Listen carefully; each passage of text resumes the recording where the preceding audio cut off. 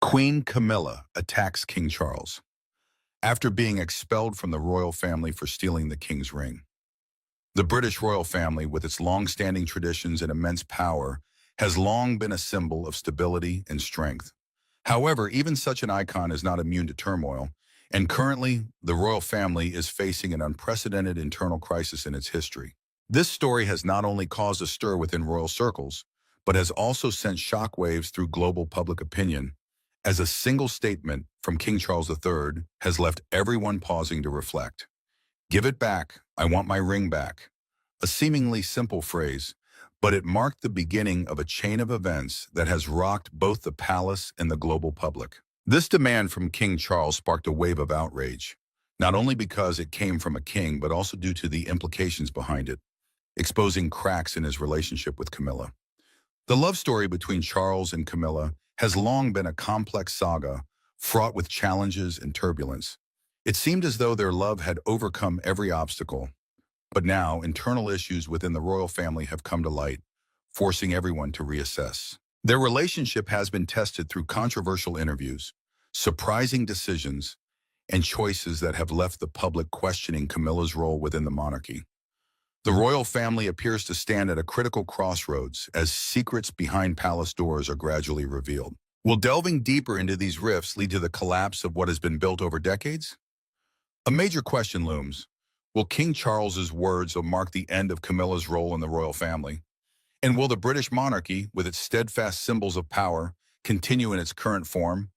Or will it face irreversible changes?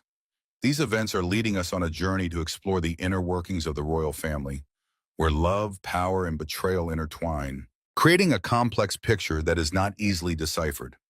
Join us as we uncover the stories behind palace doors, where secrets never before revealed are slowly coming to light. A tale full of surprises and drama, promising to keep you captivated. The love journey of Charles and Camilla. The love story between King Charles III and Camilla is not an ordinary romance, but a journey filled with ups and downs, challenges, and hardships. It began in the 1970s when the two first met at a social event, and their relationship faced significant obstacles from the start. Camilla, though from an aristocratic family, was not the royal family's choice to be the wife of Prince Charles. The monarchy's strict rules and societal pressures forced their love to remain hidden, pushed out of the public eye. In the eyes of the public at the time, Camilla was not the ideal choice for a prince searching for a wife who met royal standards.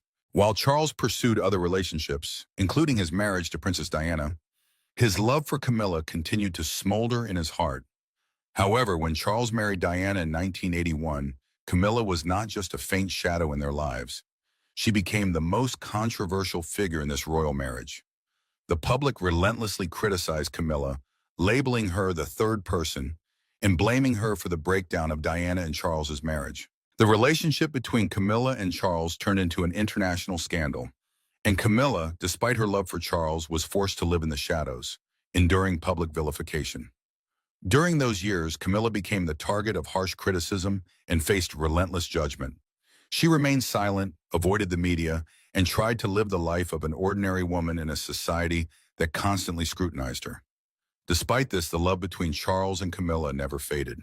Even after Charles and Diana divorced in 1996, and Diana's tragic death in 1997, their relationship began to emerge more openly, though it still faced significant public opposition. From then on, Charles and Camilla faced numerous challenges to gain acceptance.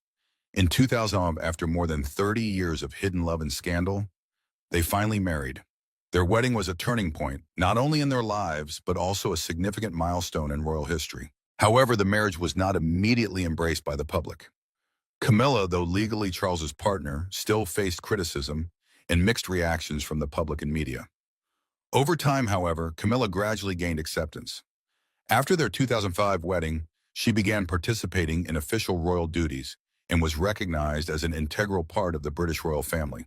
Though some public opposition persisted, Camilla became a key figure in the monarchy's official activities, particularly during significant national events. Her husband, Charles, acknowledged her not only as his wife, but as a lifelong partner who shared every challenge. A pivotal moment formalized their love, the engagement ring given to Camilla by the Queen Mother, a symbol of acceptance and legitimization of their love. This ring was not just a valuable item, but a powerful message to the public that Charles and Camilla's love had been recognized, overcoming the decades of difficulties they had faced. This engagement ring also symbolized victory after decades of struggle.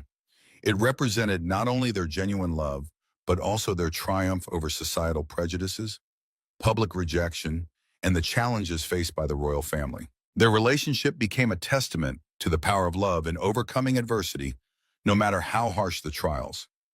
However, despite their long and arduous journey, Charles and Camilla's love now faces new challenges.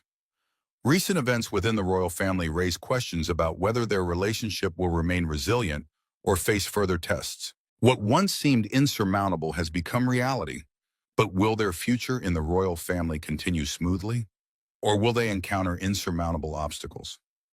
From a forbidden love to a legitimate marriage, Charles and Camilla's relationship was once a symbol of love conquering all challenges. However, with the current turmoil, their love story continues to spark controversy and prompts reflection on their future, and the future of the British monarchy itself. The first cracks, Camilla steps into the spotlight. Following the historic coronation in May 2023, the atmosphere within the British royal family seemed poised to become more stable and robust than ever. King Charles III finally ascended the throne after decades of waiting, with Camilla, now queen consort, by his side, the woman he had fought to be with. But at that seemingly fulfilled moment, the first cracks began to appear, quietly at first, but increasingly evident.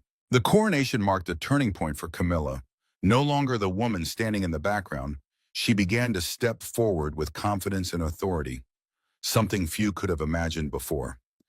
During the grand ceremony at Westminster Abbey, as Camilla ascended with her crown and royal robe, the public witnessed a transformed version of her. No longer reserved or cautious.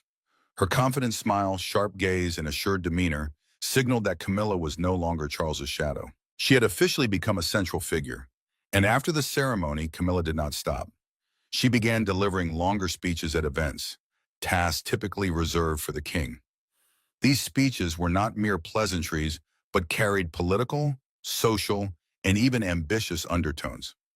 Camilla also proactively engaged with the press, sometimes offering unfiltered comments that bypassed the royal communications team, raising concerns among palace insiders. This transformation was not only evident in her words, but also in her public appearances. Her wardrobe became bolder and more authoritative. Tailored suits, deep tones, and a blend of classic and modern styles reminiscent of powerful women like Margaret Thatcher or even Queen Elizabeth II in her early reign. From her gait and demeanor to her position beside Charles at events, Camilla was no longer an aide but a leader.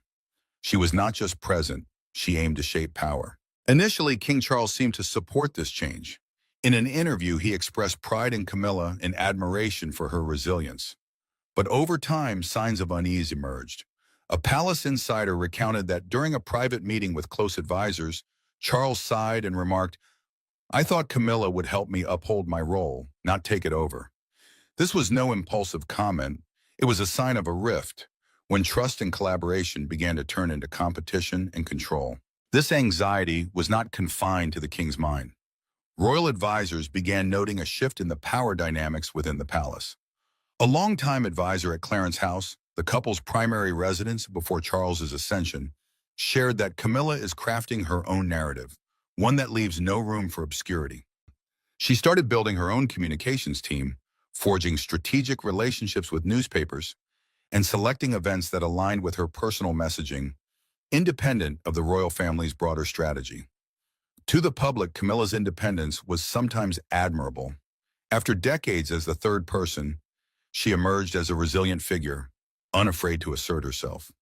Some media outlets even dubbed her a new breath in a monarchy needing change. But within the royal family, this independence was not merely a personality trait. It was a potential threat to the fragile stability of the monarchy. Charles, who had sacrificed much to be with Camilla, now seemed to feel an old fear resurfacing, that the love he had cherished for half his life might now threaten the throne he had only just claimed. Behind-the-scenes debates grew more heated.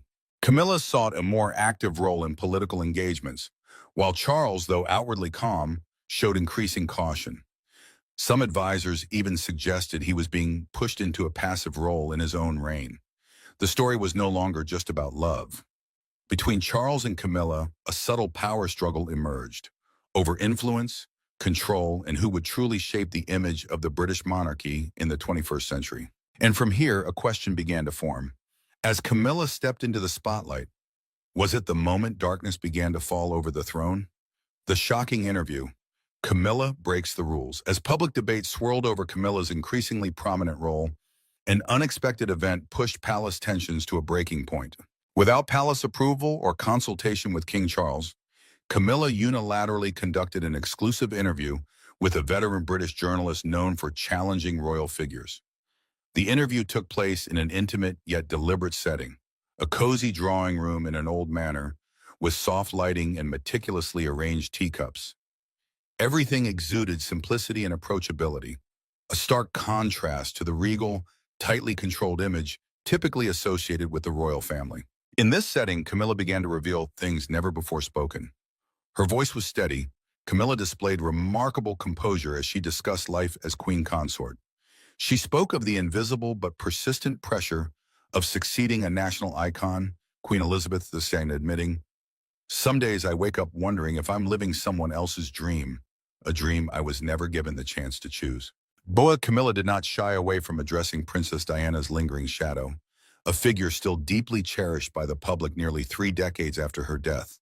She shared her feelings of being compared, mocked, and even isolated within the very system she served. Most shockingly, Camilla openly discussed mental health, a topic still considered taboo within the royal family. "Isolation can kill you bit by bit," she said.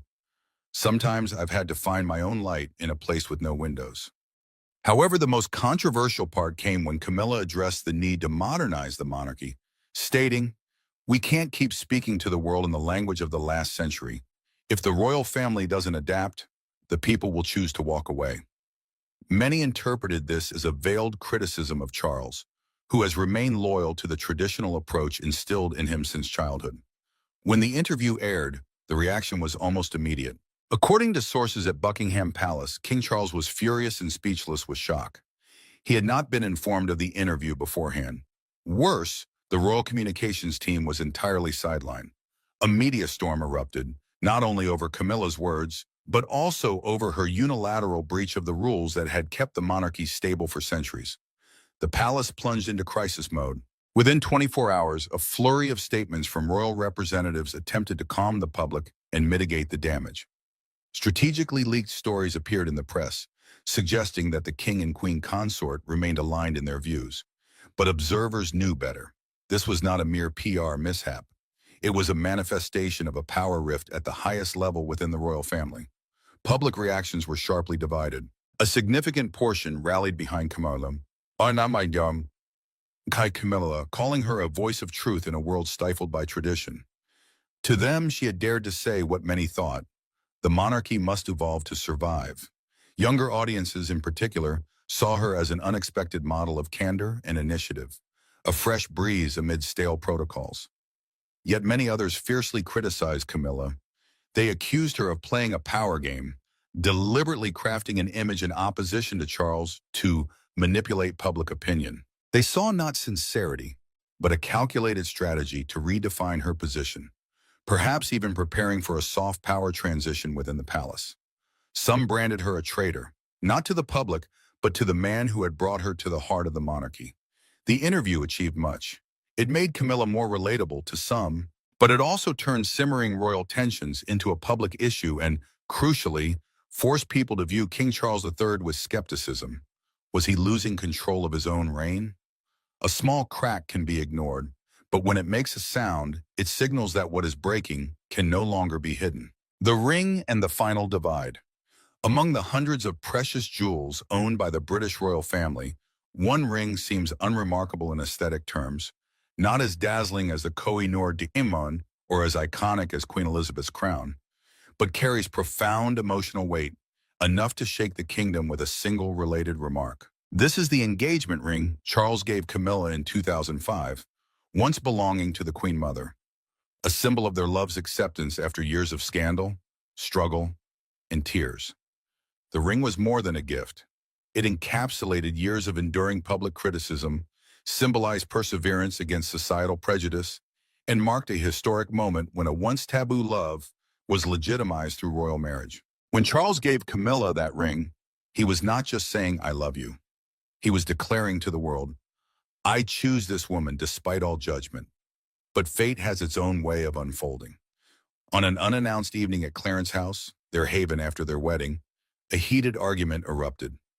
No one but the two of them knows exactly what was said, but a close source revealed the chilling words that stunned many. "Give it back.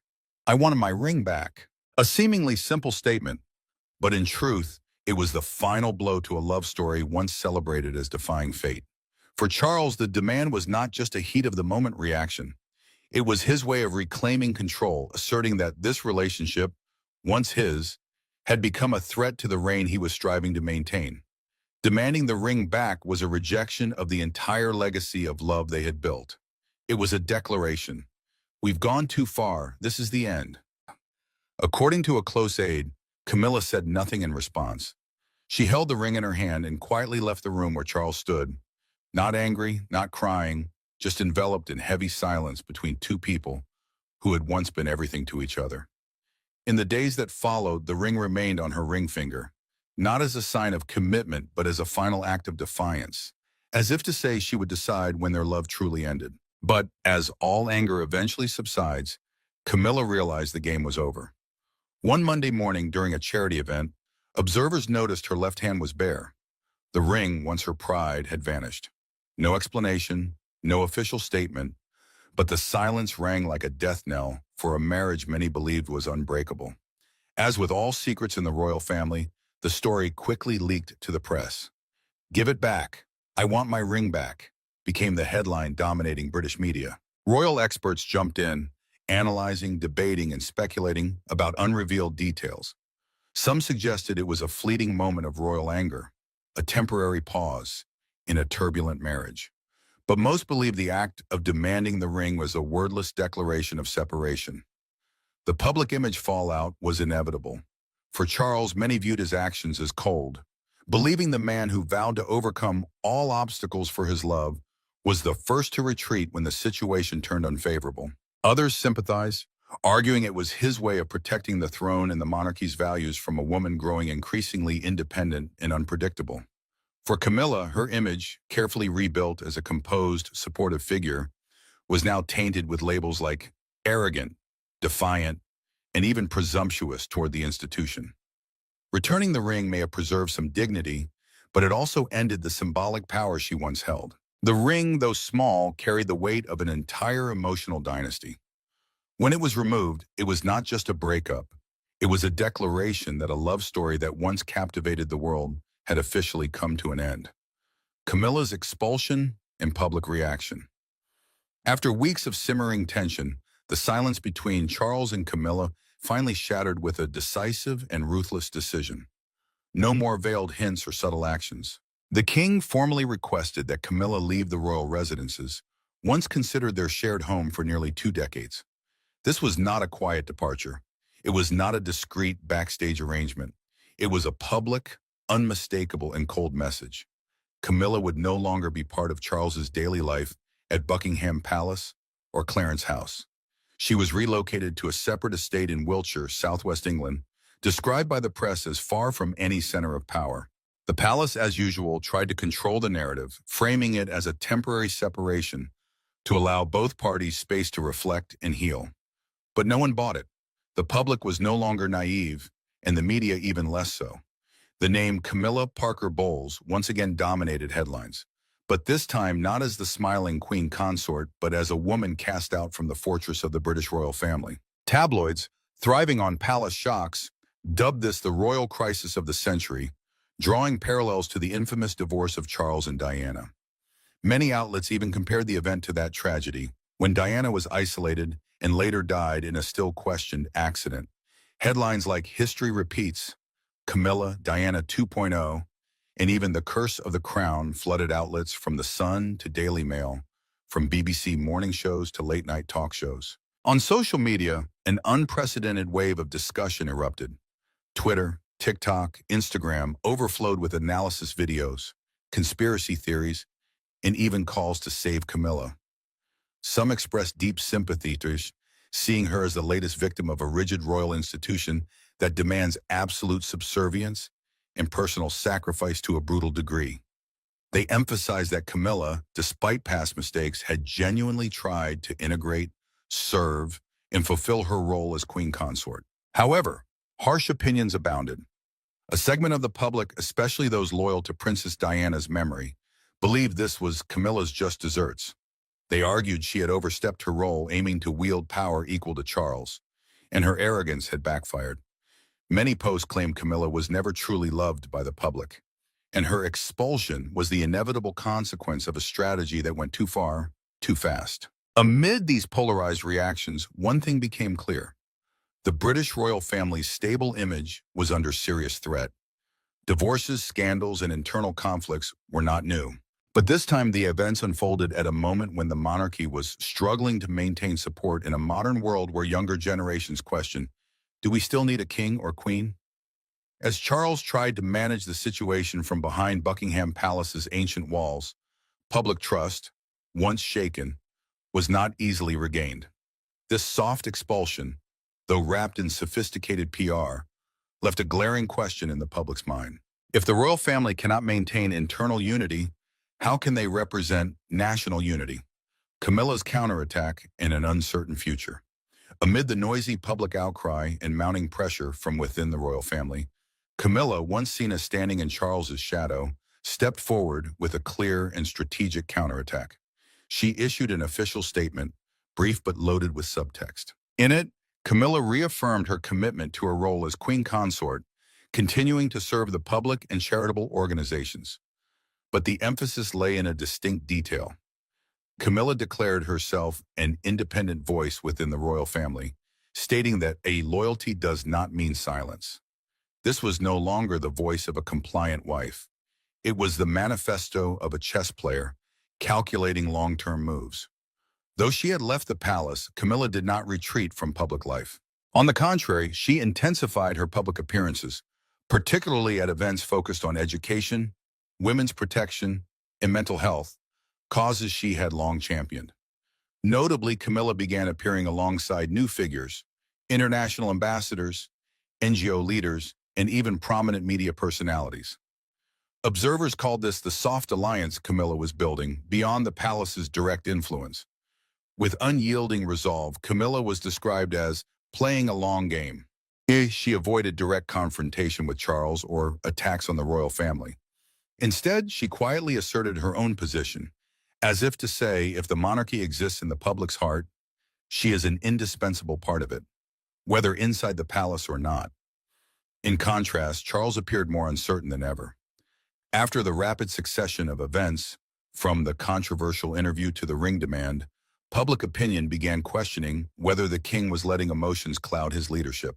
These doubts eroded the reliable king image Charles had cultivated since Queen Elizabeth II's death. The current situation raises a host of pressing questions. Can Charles and Camilla reconcile? Or is this the start of an irreversible unraveling? Can the royal family weather this storm of division and continue to symbolize national unity? And for Camilla specifically, the woman once labeled the third person, then the queen consort beside a king, now fighting to preserve her own identity. Will she fade quietly, becoming a forgotten figure in royal history? Or will Camilla emerge as a symbol of change, a woman who dared to break the rules to forge a new, independent, and courageous royal archetype?